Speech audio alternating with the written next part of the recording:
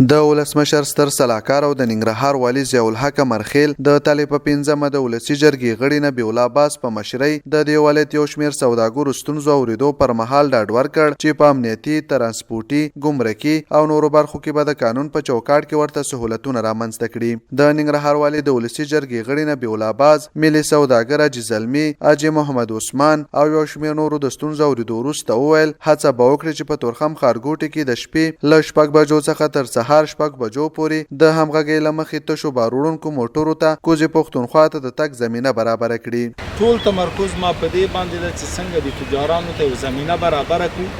څنګه تجارانو ته سهولت ایجاد کړو، څنګه د تجارانو امنیت ونیسو او څنګه تجاران وکولی شي چې د خپل خالي لارې او همدارنګه د هغې ځینې چې مال لا انتقالي دوی په تکلیف باندې نیسي. نوموړي زیاته کړه په تورخم ښارګوټي کې د اړوند ارګانونو ته د همغږۍ، اصلاحاتو، فساد مخنیوي جدي لارښوونې کړي. د دوهم پل جوړېدو لپاره لومړني اقدامات اخیستي او له سوداګرو غوښتل چې د نرخونو په کنټرول، جلال آباد ښار اړوند 140 بلډینګونو کې د پارکینګونو په بیرته فعالېدو کې همکاري وکړي.